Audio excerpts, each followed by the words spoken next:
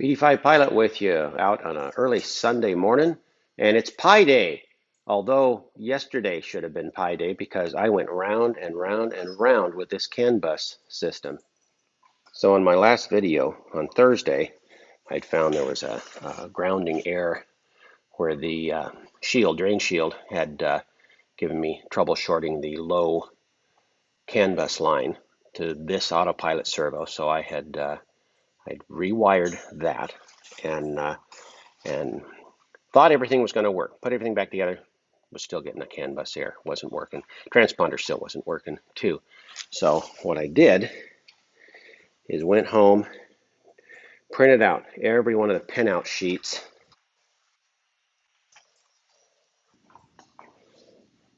This is my magnetometers in the wing here. That was the autopilot that I just showed.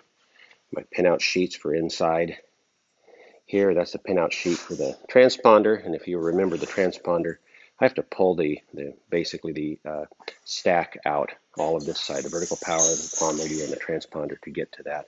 And then all of these printed out all the ones and marked the areas where the CAN bus was. Then came back through, pulled all of the connectors off, back shells off the units, and took the multimeter around. First off, checked a non-terminating connector for, are we getting the 60 ohms? Yes, we were getting the 60 ohms. That seemed fine. With the back shells all disconnected, wasn't getting any shorts. What I did find though, I went to check high and low position on the CAN bus. And on the GSU-25, I had swapped the wires in position 1 and 2. And so therefore, had to take the back shell apart. Reverse those and put the pins in the correct location. Checked it, seemed okay, put everything back together. Once again, thing didn't want to work, was getting a high. It would start to update on the screen, but it would still give me a high error and eventually error out. So I pulled everything back apart, pulled the back shells, actually disassembled the back shells so I could check every one of the pin positions and verify they were in the right place. And Skeeter had given me the idea of removing pulling the drain shield off. So I pulled them off, taped them up so I could just remove the drain shield from the problem and hook everything back up. Nothing worked. Now it was 100% error rate and still wouldn't work. So I was getting pretty frustrated. Transponder wasn't wanting to work. And so then a friend came over and actually was helping me kind of troubleshoot. And we got the idea of hooking up the just this forward portion. So I actually disconnected CAN bus that runs back through there and took the terminator and put it onto the GPS and just ran this short run on the CAN bus. Now the beauty of doing that, let me prove that that would work. Let's go see how long the boot up takes and see how well Percy behaves himself. He has trouble.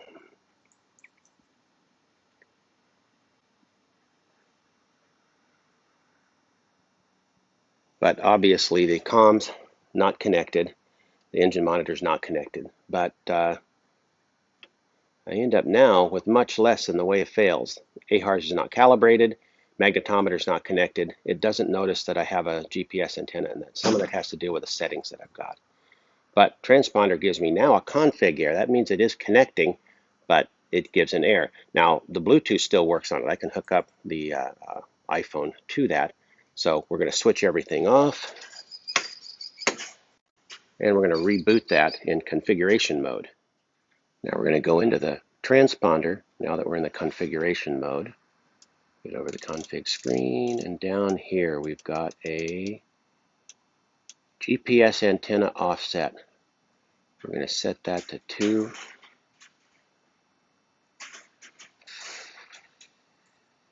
No, I'm going to set it to 3 feet. Set it to 3 feet and enter. And then we'll go back. And now we're going to reboot all of this. Save and reboot. And let's go see if that comes up.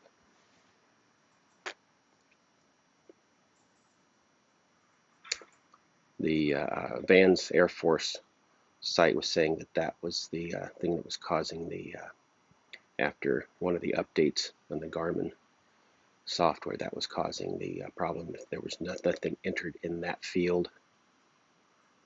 We'll find out. Now we get transponder, and we still get a configuration error. So that obviously wasn't all of the problem, but it was some of the problem.